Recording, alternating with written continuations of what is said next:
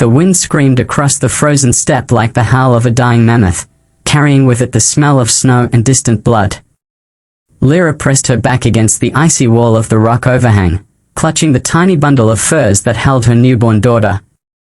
The child had come too early, in the cruelest moon of winter, and now the tribe was moving south, following the reindeer, always following the reindeer, leaving behind anyone too weak to walk.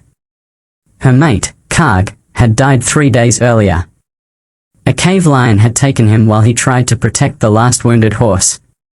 His body lay where he fell, half buried already under drifting snow. The elders had not even allowed time for the death song. The living must live, old Mura had said, her voice flat as a flint blade. The dead have the whole world now. So Lira walked alone, or tried to. Her milk had not come in fully. The baby's cries were thin, desperate, like a ptarmigan chick lost in a blizzard. Each step cracked the scabbed wound between her legs. Blood froze to her thighs. The tribe's torches flickered far ahead, red stars shrinking into the white dark. She sank to her knees. The child whimpered against her breast. This is how it ends, she thought.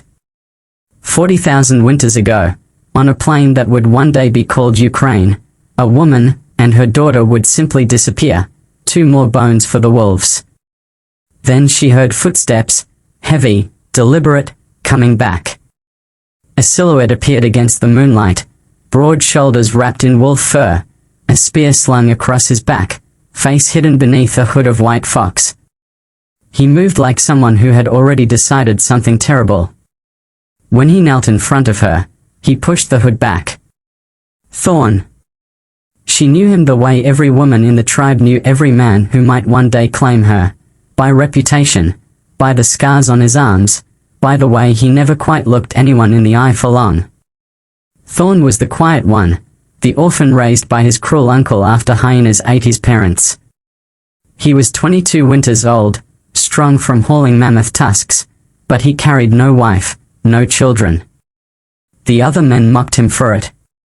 He hunts well but mates poorly, they laughed around the fire. Something broken inside. Now he was here, alone, carrying a sealskin bag that steamed faintly in the cold. He said nothing at first. Just opened the bag and took out a strip of frozen mammoth fat laced with warm blood he must have saved from his own mouth. He pressed it to the baby's lips. The child latched on instinctively, sucking greedily. Lira stared at him, too exhausted for pride. Why? Thorn's voice was low, rough from disuse. Because no one else came back. That was the beginning. They called themselves the people of the reindeer horn. 29 souls, soon to be 27 if Lira and the child did not make the river crossing by the next new moon. Winter hunting had been poor.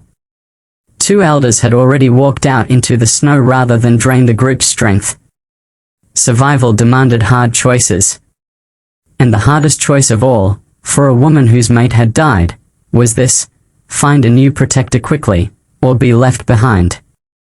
Among the people, mating was not a whisper of sweet words under summer stars. It was a contract carved in hunger and blood. A man proved his worth by the meat he brought, the hides he cured, the enemies he killed. A woman proved hers by the children she bore and kept alive.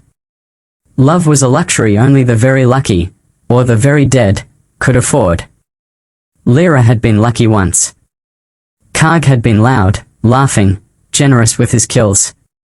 He had chosen her at the summer gathering 3 years earlier when she was 17, painting her face with red ochre and placing a necklace of swan bones around her neck in front of everyone. She had felt proud. Chosen. Safe. Now the necklace lay broken in the snow somewhere behind her, and safety was a child's dream. Thorn carried the baby tied against his chest in a sling of soft hair fur while Lira stumbled behind him for 3 days, eating the fat he pressed into her mouth, drinking broth he melted over tiny fires of dwarf willow. On the 4th night they caught up with the tribe at the great river, its surface already black with ice. The moment they stepped into the circle of firelight, conversation stopped. Old Mura rose slowly, joints cracking. "The orphan and the widow," she said, voice carrying the weight of judgment. "The river takes the weak. You both know the law." Thorn met her eyes, something he had never done before, and spoke the words that would change everything. "I claim her." "And the child?" A murmur rippled outward. Men exchanged glances. Women pulled their children closer.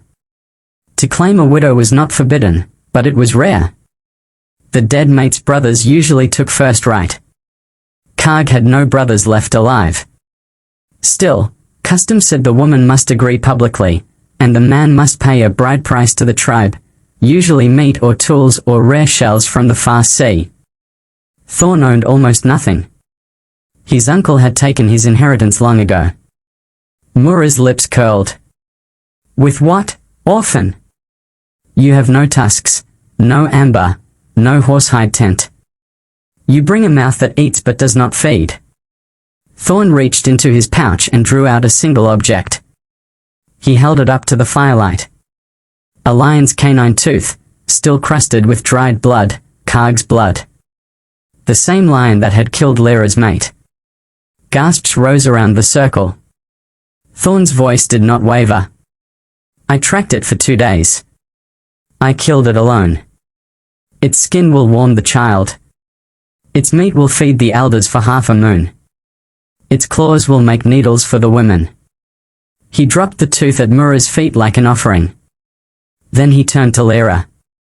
She was swaying on her feet, half frozen, milk finally beginning to leak through her tunic as her body responded to the nearness of her child. Her dark hair was matted with ice.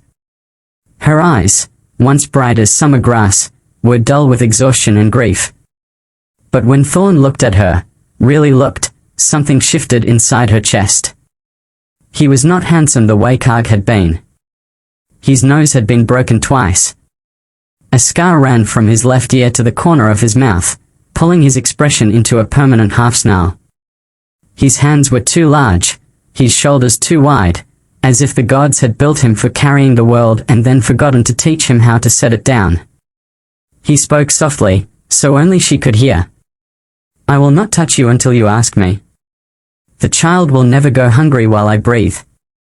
This I swear on the bones of my mother." Lira looked at the lion tooth, at the baby asleep against his chest, at the tribe waiting to see what the widow would do. She stepped forward and placed her hand on Thorn's arm, publicly, irrevocably. "I accept the claim." They gave the new family the smallest cave at the edge of the winter camp, a damp hollow barely large enough for 3 bodies. The lion's skin became their bed. The meat bought them 10 days of peace. But peace was never long on the Mammoth Steppe. The first test came quickly. Thorn rose before dawn every morning to check his snares and deadfalls. He returned with hares, foxes, once an Arctic wolf whose pelt he traded for milk from a woman whose own baby had died. He never boasted. He simply laid the food at Lira's feet and went out again. Yet whispers followed him. "He is cursed," the men said. "No woman has ever borne him a child. He will bring death to the widow's daughter." Some nights Lira woke to find Thorn sitting outside the cave mouth, staring at the stars as if waiting for them to fall on him. One night, when the baby was 3 moons old and finally growing fat, Lira crawled out to sit beside him. "Tell me why they fear you," she said. Thorn was silent so long she thought he would not answer. Then he spoke, voice raw. "When I was 12 winters, my uncle beat me for crying when my little sister died of the coughing sickness. He said tears weaken the blood. That night I dreamed of fire. When I woke, the tent was burning. My uncle lived, but his face, he touched the scar on his own cheek. He did this to me so I would always remember whose fault it was. After that, no woman's father would let me court her. They said I carried bad spirits." Lira studied his profile in the moonlight. "And do you?" He turned to her then, eyes glistening. "I don't know. All I know is when I saw you kneeling in the snow with your baby, something inside me broke open. I have never felt anything like it. It terrified